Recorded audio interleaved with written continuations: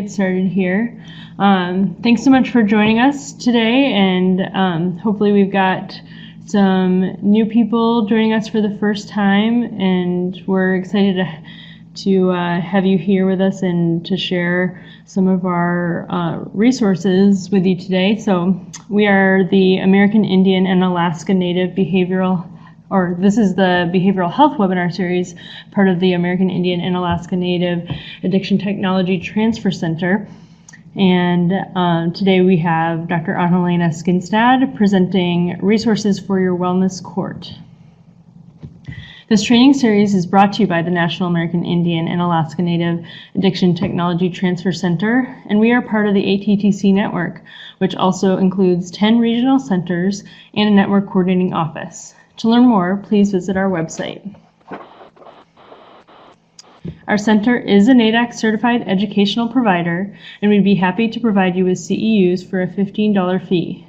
The CEU request form is available for download in the Files pod in the webinar screen, and I will also be sending this form in a follow-up email to all who attended. Immediately following today's webinar, you will be redirected to our GIPRA evaluation.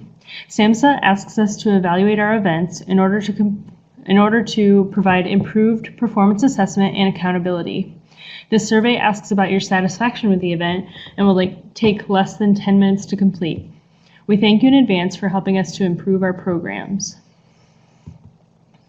You will be muted for the duration of the webinar, so please use the Q&A and chat pods to share your questions and comments, and we will address questions at appropriate points during the presentation.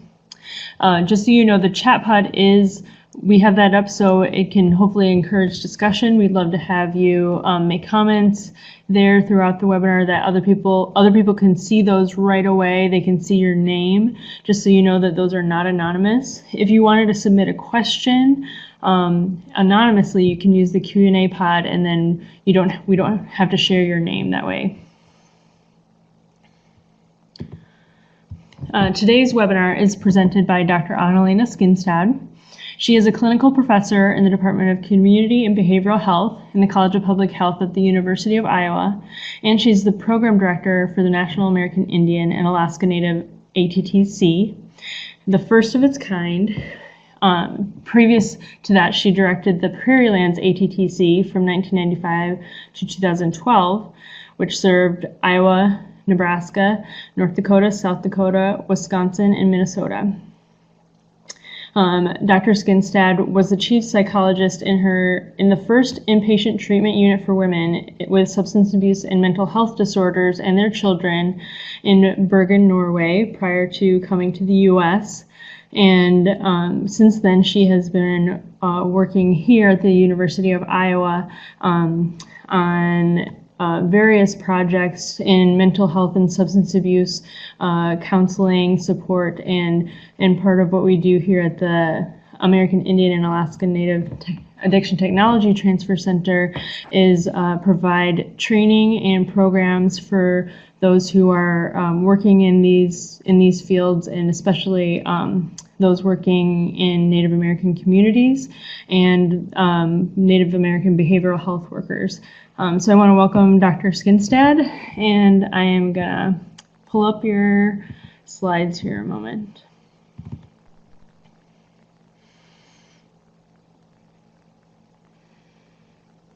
All right. Thank you very much, Kate. Kate Tramps is a very important professional working with us in this center, and she has been instrumental in helping us create a layout and a look and feel for what our center looks like when we present ourselves. So she is part of this presentation as well. And here are some of the things that I would like to introduce to you today. And one of them is sort of giving you an overview of our center and our development. How did we get where we are? And look at some of the things that is sort of the basis for our approach to most of the curriculum and most of the training and technical assistance that we provide. I also want to introduce to you 2 new grants that we have been able to get in August and September of this year, and started beginning or the end of September. The first one is Tribal Affairs, Mental Health and Technology Transfer Center, and the supplement to that. And I will give you some brief introductions about what this might mean, but needless to say, we've had the supplement grant for a week, and we have had the mental health TTC for 4 weeks. And first of all, the whole network has focused on that language, the fact that language matters, that Native American communities continue to experience traumas, and the use of words to reflect strength rather than deficits is very important in working with tribal communities, and that is showing respect rather than disrespect. And we strive as a network to use affirming language and focus on the recovery, the promise of recovery, rather than the deficit of people with addiction and mental health disorders. And I want to cite Sean Beer, who believes in lifelong learning, unbiased listening, and cultural humility. And he is a member of the Meskwaki Nation here in Iowa, and is also the co-director of our centers. He is very focused on adopting learning throughout the lifespan. So in that way, making sure we show humility and listening is the most important thing, because otherwise we're not able to communicate properly with our Native providers. Just to give you a very quick overview, our National American Indian and Alaska Native ATTC started 5 years ago, or actually 6 years ago. But it was based on what we did when we were regional centers, and as Kate indicated, we served many states through the 15 years we were in regional center, and focused on substance use in women, substance abuse and co-occurring mental health disorders, substance use in people who identified as LGBTQ, and substance abuse and problem gambling, in addition to the Native American focus. And that focus was headed up by Dr. Dwayne Mackey, who was a member of the Santee Sioux tribal community, and also very unfortunately passed away in 2010. We based a lot on his work. We have gotten a new grant from 2018 and to 2022, and our mission is to be a subject matter expert and a resource on adoption of culturally informed and experience-based addiction technology, addiction treatment, recovery support services. We support the Native workforce as well as the ATTC network in helping the rest of the ATTC develop and foster constructive, productive relationships with their Native American health, behavioral health workforce. Here are some major consultants, and we have consultants all over the country. Dr. Dale Walker is our senior consultant and an emeritus professor of psychiatry. Clyde McCoy is also of Cherokee descent and is our evaluator and a professor of Epidemiology and Public Health at the University of Miami. Matt Ignazio is expert on Native LGBTQ, TwoSpirit initiatives, and has been a consultant for us for many years, now finalizing his PhD at the University of Washington.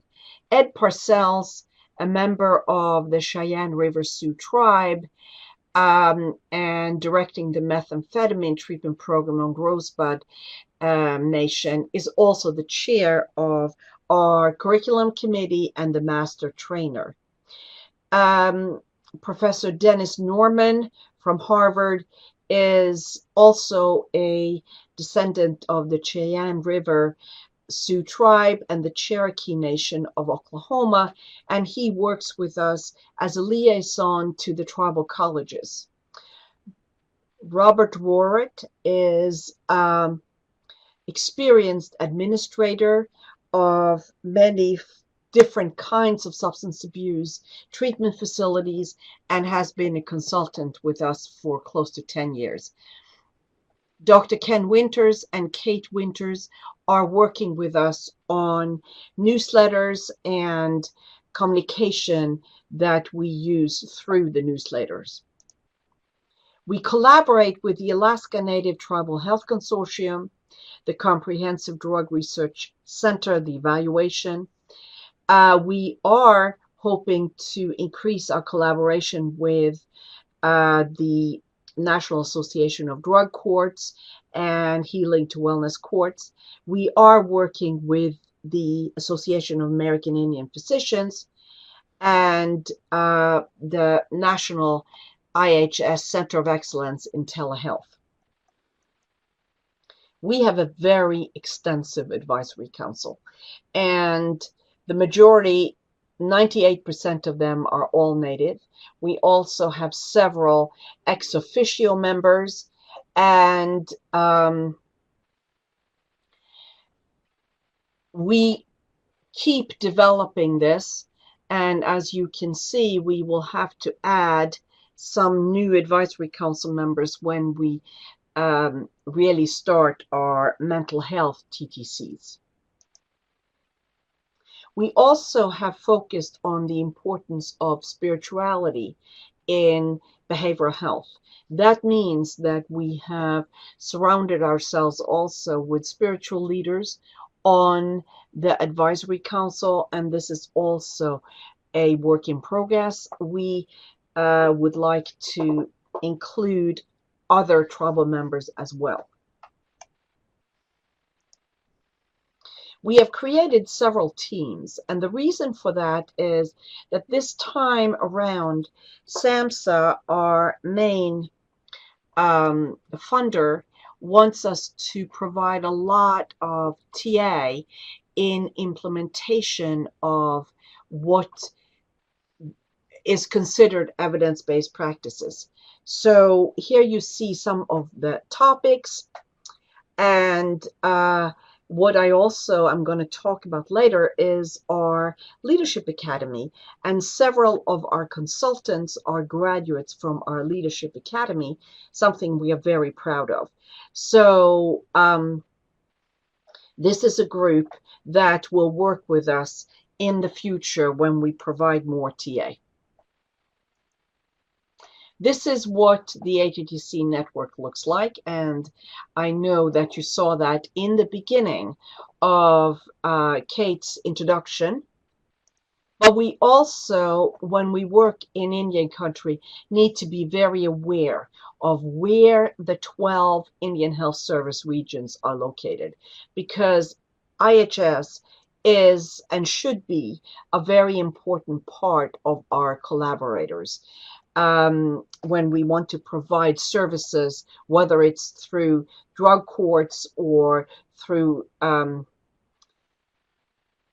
tribal providers or urban Indian providers or the 638 programs that some of you may not have heard about, but it's the programs that the tribes are running independently.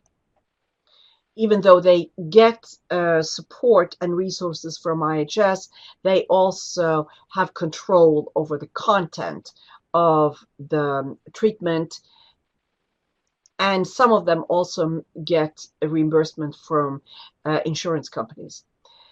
The ATTC network has expanded very drastically, and here you see 4 international programs that focus on HIV. They are funded in a collaboration with the US State Department, and their goals are to provide prevention and treatment for people with HIV/AIDS, and oftentimes, as you know, that means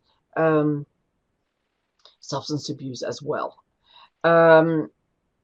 Internationally, without really very many exceptions, there are 2 populations that are very vulnerable for HIV, and that is the LGBT community and the community of substance abusers who shoot or use opiates via IV injections. What I want to say when we talk about resources and when we talk about how to work in Indian country, one thing that is very, very important is that we always do environmental scans, and our overriding principles of those scans is community-based participatory research or programming. That means we will use the native community to provide us with information, let us know what we want, they want us to do for us. We're not going to go in like we've done in so many centuries before to tell the community what to do. We will collaborate on how to enhance their environment and reduce the substance abuse and mental health disorders that they experience. And that means we also always use community resources like tribal casinos when we work, and we obey as much as possible a proper etiquette in working with the native community. That also means we use town hall meetings. My co-director, Sean Beer, is traveling all over the country at the moment to have and conduct town hall meetings and to listen to communities' need for TA and training. Here is what the new grant. We've had this for a month, and we are in the process of hiring staff for this program. It's called Tribal Affairs, Mental Health, Training and Technical Assistance. And needless to say, we are fairly new in this. That doesn't mean we haven't worked with mental health, because as you know, mental health disorders often co-occur with substance use disorders. But one of the main goals is to increase regional and national alliances among culturally diverse communities and professionals. Give you an example. When we work in Indian country, there aren't necessarily resources to know to send a person in a mental health emergency to a psychiatric institution in the tribal community. So we need to then send somebody in a mental health crisis to a facility outside of the tribe. And here is where the alliances is very important. Are there proper channels of communication here? Have they worked together? Do they know how to meet the needs of a tribal member in an emotional crisis?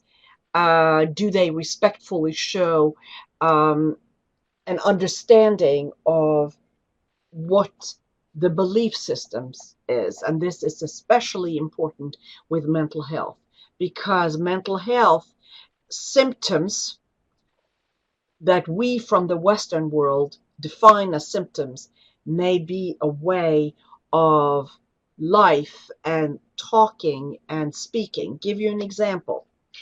One of my dear colleagues was interviewed by a resident in a VA, and he was fairly unaware of mental health and native traditions, and he asked my colleague, who is a PhD in psychology, if he talked to animals. And he says, oh yes, I talk to animals, and I am specifically worried when I see many owls. And of course, this resident started worrying, is this man psychotic? No, in certain native communities, owls represent death. In other communities, it represents wisdom. So he was worried every time he saw an owl that he had lost another family member. So these issues would be very important in a diagnostic situation. And we want to also facilitate the adoption and implementation of culturally informed mental health practices that are adapted. And here is the trick. Very few studies are done on treatment of mental health disorder using evidence-based practices like cognitive behavioral treatment, motivational interviewing. There may be one or two studies indicating how implementation of mental health works, or motivational interviewing works, but it's not systematic. So we will start from scratch in very many situations. And we actually look forward to doing this. That means we will provide technical assistance to tribes, and we want to focus on culturally informed diagnostic practices, and understand how DSM-5 may overdiagnose mental health disorders in Native people. And to give you another example, one of my friends was having a meeting with a psychologist in her office, and she was working there, and she was picking off pieces of hair from her shoulder and twisting it around her finger. And my colleague said, my goodness, this is diagnosable obsessive compulsive disorder. Well, no, it's not. This is what you do. You do not throw away hair. You collect hair through your life, and you get buried with the hair you have collected. So this was part of her tradition, but my colleague was more than willing to overdiagnose. What that also means is we need to understand historical and generational trauma and how that impacts mental health. We need to really be concerned about suicide epidemics. And they happened far too often in Indian country and has a devastating effect on the communities. We want to respect that what we think in Western culture about recovery may not be the same thing as our native colleagues think about recovery. It's much more a holistic approach, and we're talking about wellness and healing rather than recovery. And for those of you who may be familiar with the 12-step, we know that the recovery from substance use often follows the 12-step program, but native providers have translated the 12-step approach into a culturally informed way of looking at recovery and healing. We also have a supplement to this grant, and this is a little different. And the target audience for this supplement is really teachers, counselors, and staff working in tribal and urban Indian schools. And that means we are focusing on providing TA on culturally informed school-based mental health programs, because we know that mental health programs offered in schools are more easy to access for kids. They don't need to go in a bus. They don't need to be dependent on transportation, and that's what is important in this. And we are focusing on resilience rather than deficit again. And what we also have been thinking about is using mental health first aid, which actually has not been properly adapted to native cultures. A very large project all over the country, the Project Aware. We were also surprised to discover that this is not culturally informed, and also student assistance programs. So there are a lot of work to do to enhance the culturally accessible mental health program in schools in Native and urban Indian communities. But the last point here is, I think, the reason why this was offered as a supplement. Because as you know, we have unfortunately had to get used to the idea of violence in school.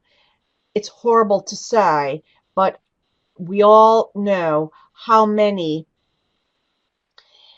shootings have happened in our schools.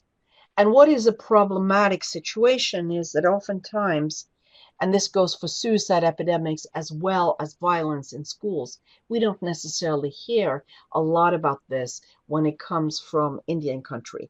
So what we are going to try to do here is to support school staff, teachers, counselors, staff working in schools, and prepare them for what to do and how to follow up after a incidents of violence in a tribal or urban Indian school.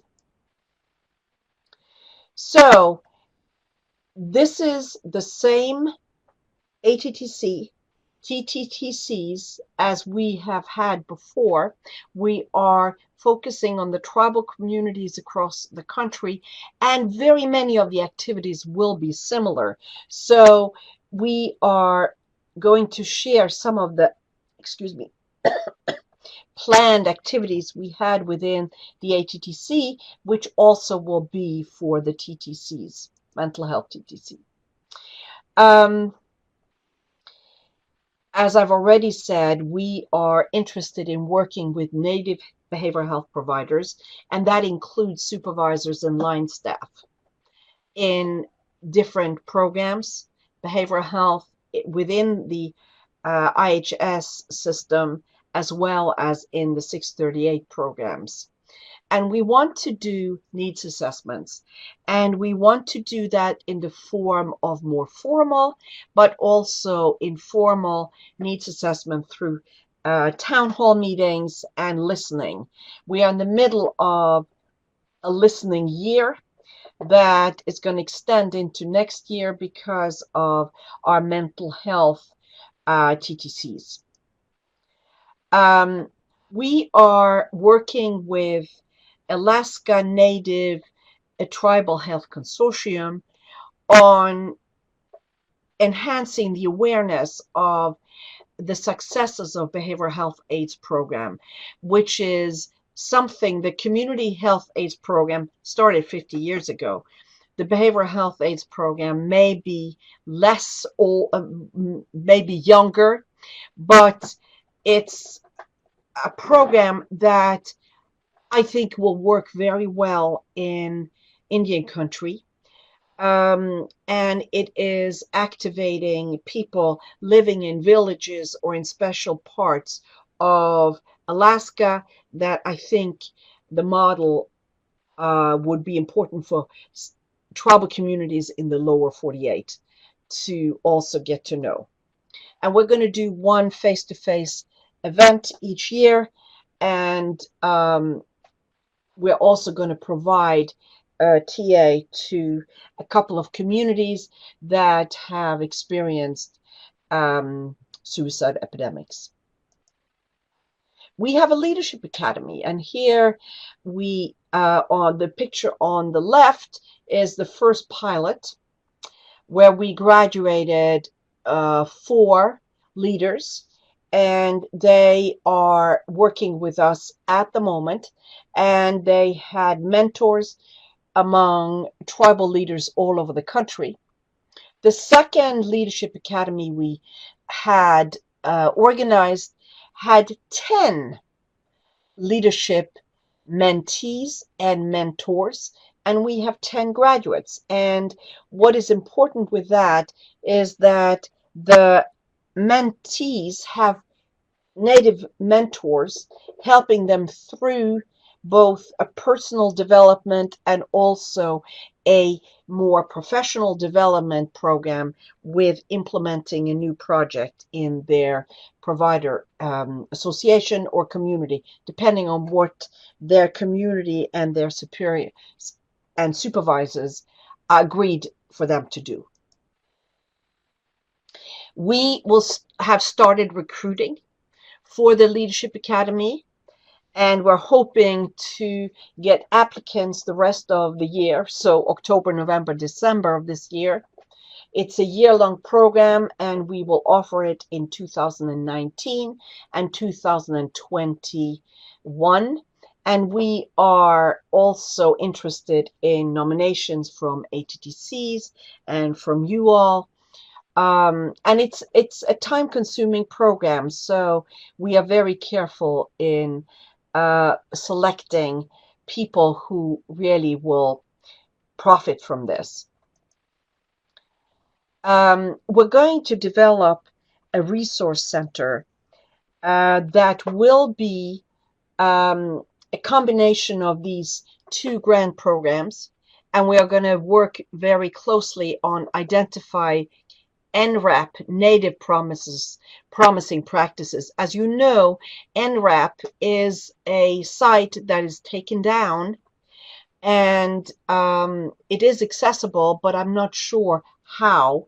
But we are focusing on including the native practices from that program, as well as other practices that have shown promise and may be tested out empirically as well. And there are some programs that I really think are very close to being an evidence-based practice.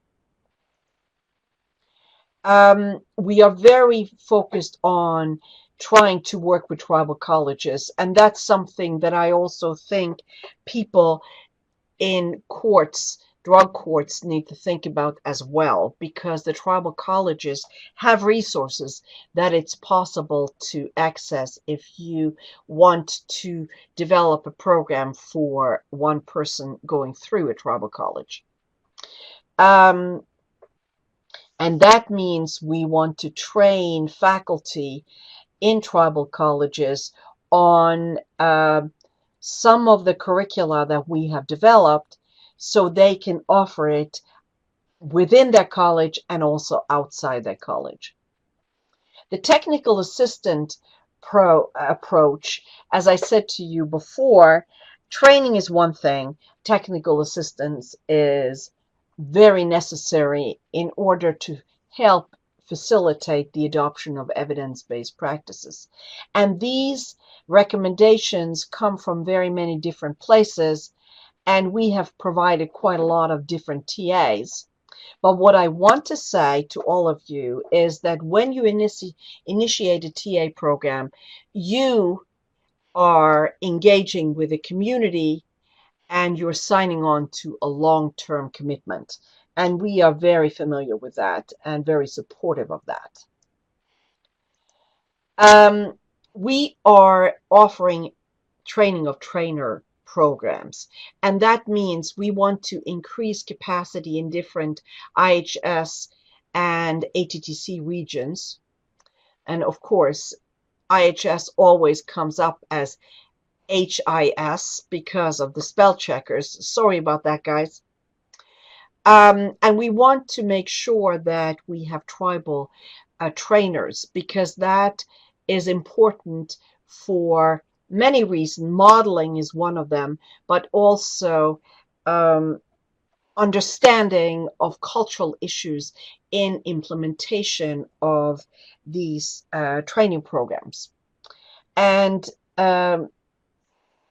excuse me, tribal leaders are very, very focused on having as many of their providers certified or licensed. So that is a very important part of our TOT initiatives, as well as culturally adapted clinical supervision. Clinical supervision is crucial in many, many different organizations. And it's crucial because it reduces turnout over, and it enhances retention and also recruitment into the field. We are also very focused on integrating substance abuse and mental health into primary care. And in that efforts, we're working with Association of American Indian Physicians. And we are going to offer yearly pre-conference workshops followed by TAs, so we can support the physicians in implementing and adopting an integrated approach to primary care. We're also very focused on newsletters and awareness raising.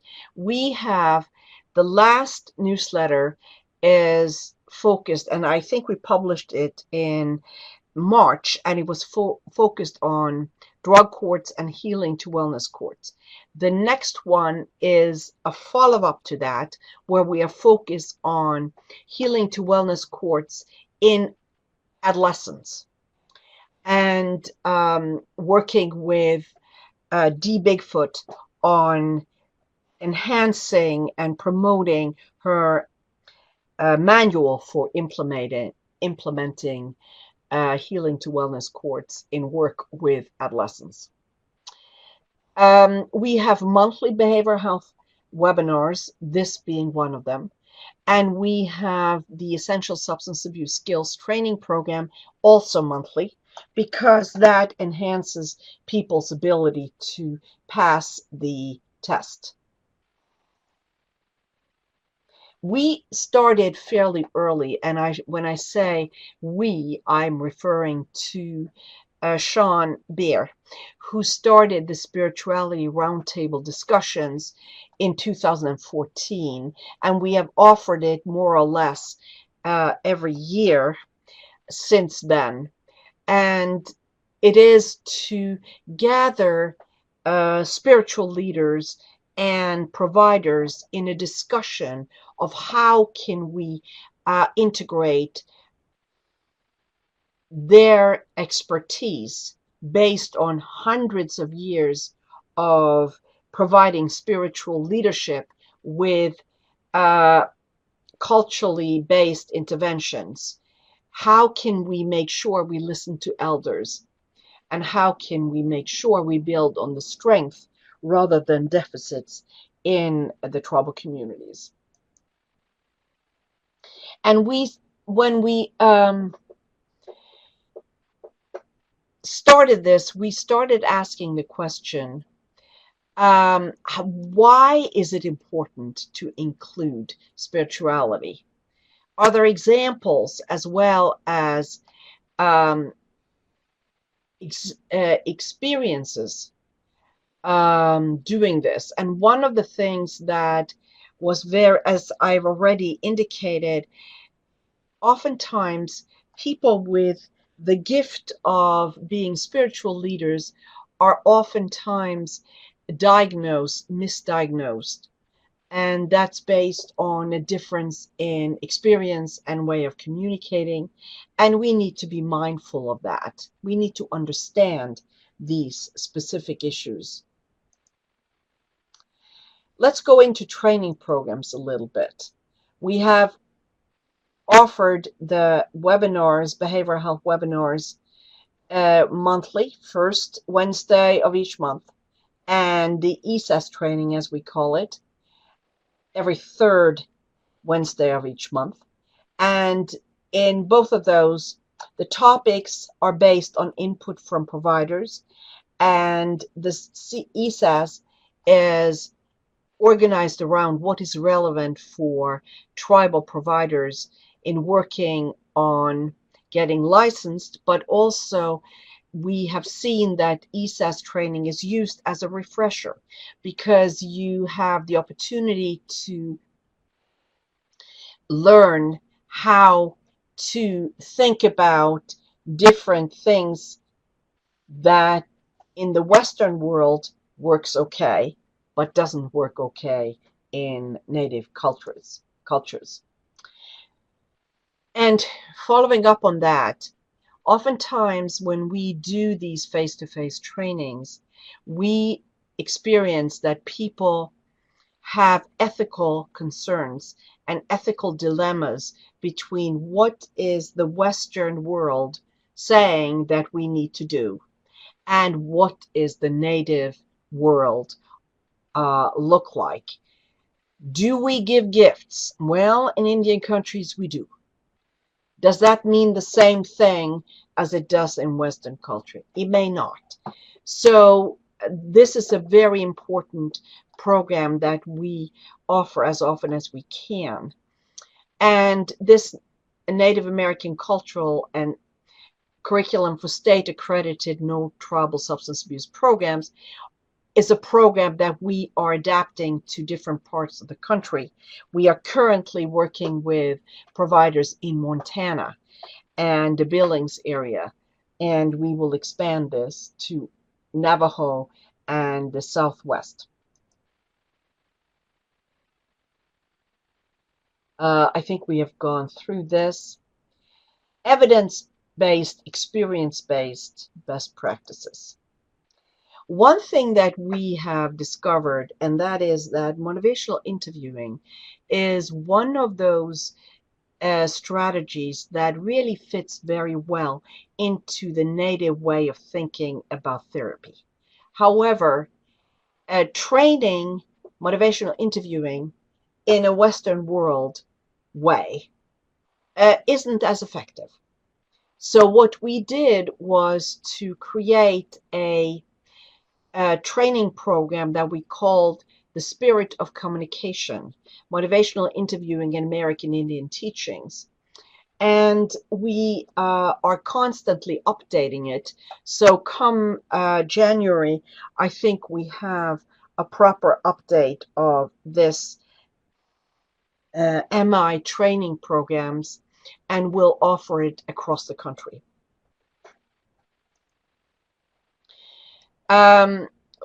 Other things that we offer and we have curricula on is we have a curriculum on TwoSpirit Then and Now, Reclaiming Our Place of Honor.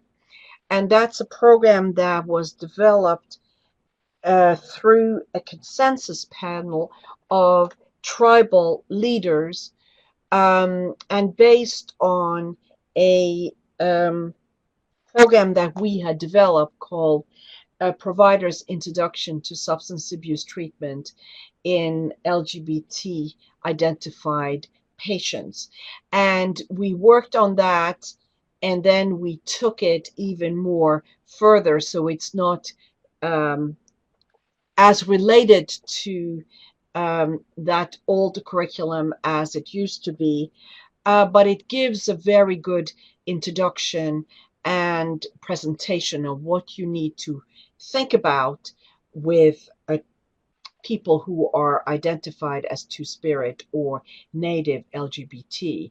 And this is especially important when we start working with the mental health supplement, because the coming out process often happens in adolescence, maybe even earlier. And we want to make sure that school professionals are prepared to support our LGBT TwoSpirit trouble members and avoid suicide ideations and mental health disorders. Suicide very often in this population happen in the coming out process. We also know that Native returning veterans have a much higher prevalence of PTSD than the rest of the population. And we have almost finished a curriculum focused on how can we support Native returning veterans, both in primary care, in substance abuse and mental health institutions, and in the community.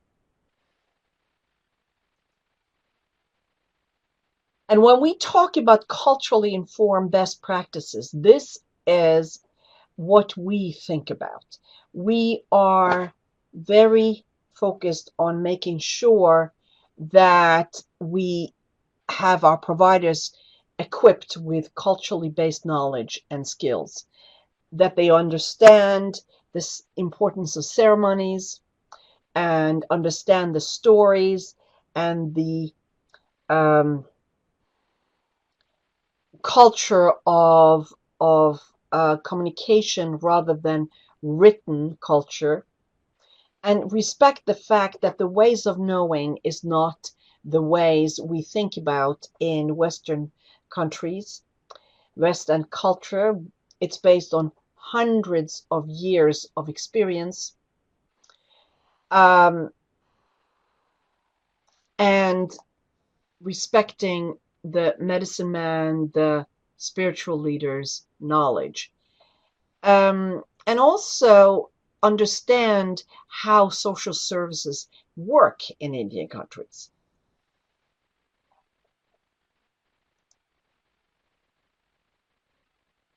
And again, when we talk about TOTs, we want to make sure that we have people all over the country who can do this.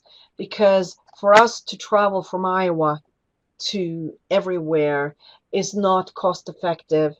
However, we still will be supporting all our trainers in doing this kind of training, and the TOTs will continue in the collaboration that and support that we will provide.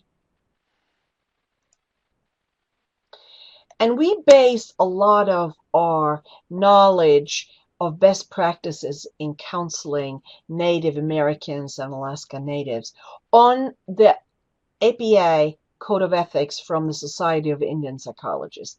And I recommend that you contact them, you look on their webpage, get this printed out when you work with Natives.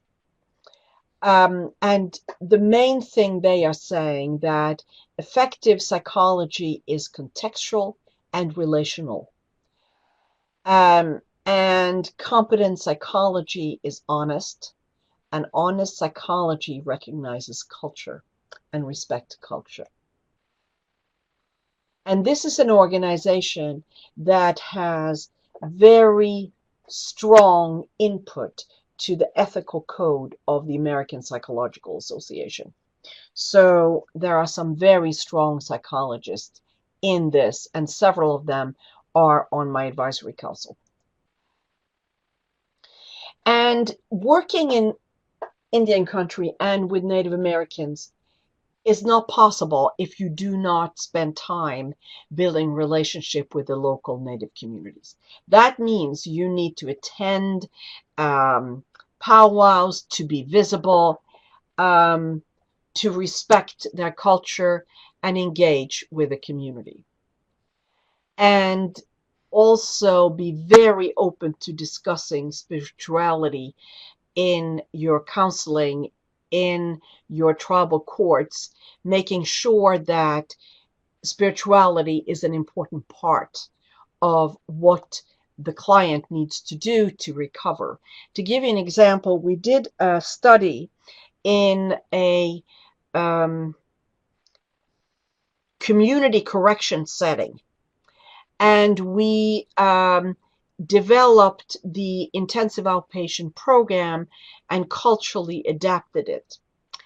And part of that program was that the patient or the consumer was to engage with a community, to engage with their elder.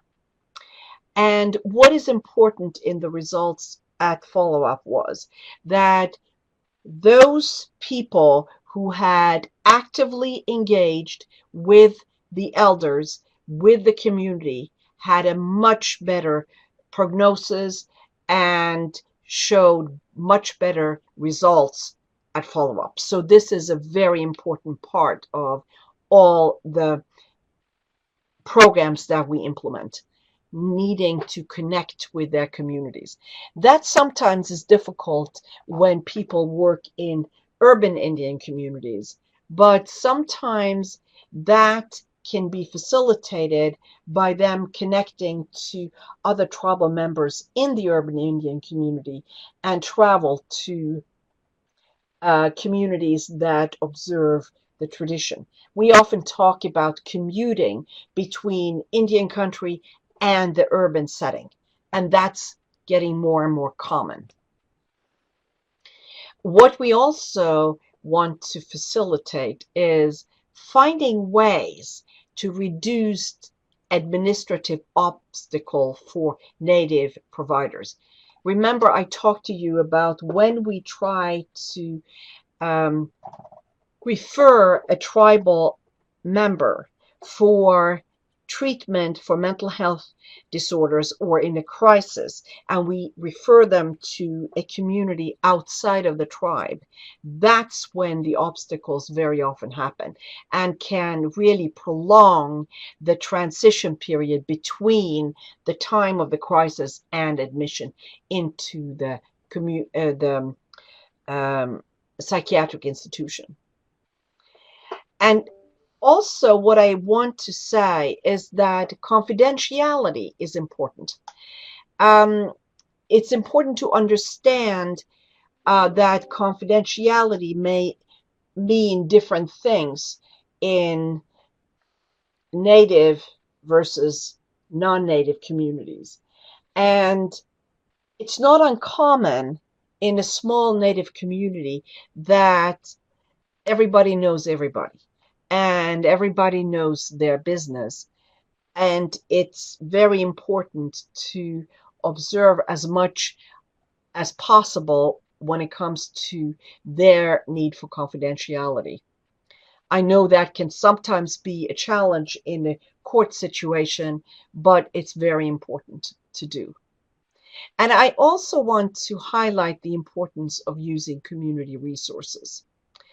And think about how can you connect with the community where this client lives, and how do they respond when they are offered that kind of connectedness, well knowing that that's very important and crucial for recovery. And here are the 4 directions of the medicine wheel. And as you can see, the arrow goes from emotion and the healthy mind, the healthy spirit, and the healthy body. This is a Native way of looking at healing, and that all these parts of a person's life need to be part of the healing process. The emotional health, the healthy mind, the healthy spiritual connection, and the healthy body. And these are some ways of explaining the medicine wheel. A man's life is a circle from childhood to childhood, and thus it is in everything where the power moves. Black Elk, very wisely put. when you're born, you cried and the world rejoiced. Live your life in a manner so that when you die, the world cries and you rejoice. That is the wise word from White Elk. We have developed very many products through the years that we have been in business. And the last one is Reclaiming Our Roots, Rising from Ashes of Historical Trauma. This is a proceedings document after a symposium on historic and generational trauma. We've talked very much about this curriculum, but we also did a symposium on opiate and prescription drug abuse in 2012. And we're going to update this come October 1, but it still is relevant. What I'd like to highlight with this is that what we did was to look at ONDCP's 4 pillars of a recovery from opiate addiction, which included community engagement and law enforcement. And we also followed up by supporting tribal communities in implementing programs that they were interested in. So I remember one program worked on how to engage the pharmacist in the tribal communities in how to keep surveillance on who used and who didn't use, and prescription practices as well. Naji Kuchopi is an old video that we developed. I think it's still available somewhere, but it gives a very good impression, experience, information, and knowledge about tribal communities and how tribal communities are organized. And here is the curriculum on clinical supervision that we developed. It's referred also to the motivational interviewing curriculum. And what we also know is that most of our tribal members don't wake up one morning in high school and say to themselves, I want to be a behavioral health counselor. We need to do a lot of recruiting. So we developed a video that we use in high schools, and we provide, it's accessible through our webpage, but also we have them in hard copies, and how you engage and get people to think about this as a very important profession. Here is partly the alcohol and drug review exam. Here is some of our contact information and how to get a hold of us. And mind you, we are in the process of hiring a lot of new staff because of the new grants that we have to provide TA and training on mental health issues in Native communities. So with that, I leave it over to Kate to ask if there are any questions from the audience. I see we have a wonderful, diverse audience. So I'm very happy to meet you all, and thank you so much for listening to us, and we all look forward to hearing from you and to working with you. And one thing that I wanted to say, that we have specifically wanted to work with tribal courts and Healing to Wellness Court, is to make sure that the court staff will be culturally informed in implementing diagnostic assessment with people who are in the Healing to Wellness courts. Thank you. Thank you so much, Dr. Skinstad. And as she mentioned, we can take a few questions at this time. We have the Q&A pod if you wanted to submit questions anonymously. That is just to the right of the the presentation screen, and the field is at the bottom if you want to submit it there. You can also submit it in the chat pod. And while I'm waiting for any questions to come in, I'll just remind people that we are recording this webinar. So we will be making this available on our YouTube channel. We will send a link out to everyone who registered for the webinar, whether you attended or not. And so you should look for that email in the next couple of days. We'll also redirect you to to our GIPR evaluation as we close out. If that for some reason doesn't get through to your browser, we will also include a link for that in the email that we send out. And there are also handouts of this presentation if you wanted to review them. They are available to download in the files pod, but we'll also attach them to the email we're sending. And you can also request CEUs for attending this webinar, and that will also be attached to our email. Looks like we mostly just have comments so far. Okay, I was wondering what would be a resource for culturally relevant interventions for tobacco cessation. Dr. Skinstead, do you Yes, I want have an idea about to address that because tobacco is a very important cultural using tobacco in what should I say, in ceremonies, and so many ways. We also give tobacco when we work with people. So what we have really focused on, and it's something we will develop further, so thank you so much for this, but what we focus on as very important is to differentiate the culturally and spiritually relevant way you use tobacco from the tobacco that is produced in different factories. It's not the same tobacco. Tobacco used ceremonially is much more pure, doesn't have the carcinogens, and the tobacco you use in the tobacco products you buy have a lot of the negative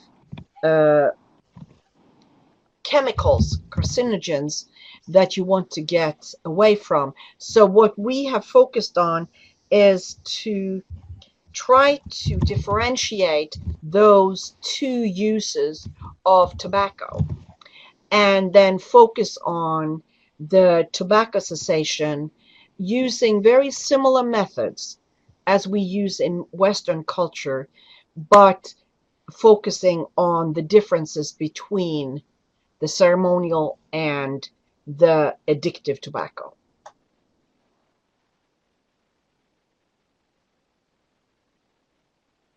I hope that was sort of a good answer. I think we need to work more on focusing, look at the tobacco cessation programs that are used and sit and look at what needs to be done to make them culturally informed. And we tried to get a specific grant for that, didn't, but that doesn't hinder us from trying to do it again.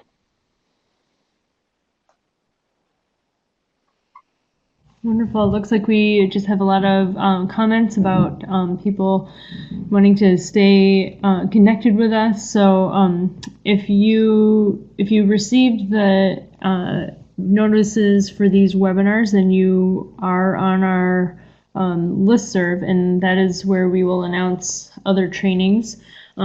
So watch for those in your inbox, and if you someone else passed this on to you, you can send me your email address, and I can also add that to the listserv. So just want to say thanks again to everyone for joining us today. And Dr. Skinstead, is there anything else you want to say before we finish up?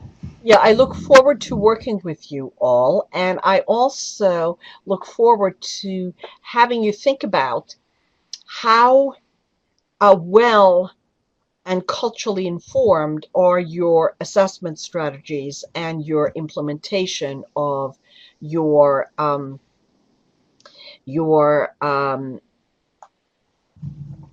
initiatives with, or your recommendations for tribal members who go through tribal courts. The first step in doing this is to think about, do we do it or do we not do it? And if we do it, how do we do it? And do we need any help in thinking about how to do this better?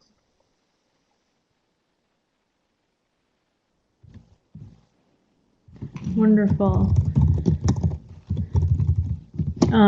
With that, I think we'll go ahead and close this out for today. If you didn't already know, we also have another webinar tomorrow, which should be focused on women's health issues. So that will be at the same time tomorrow. If you need information about that, you can email me. My email is kate-trams@uiowa.edu. And yeah, feel free to get in touch about any other questions that you might have. Again, want to thank everyone for attending, and hope you join us again next time.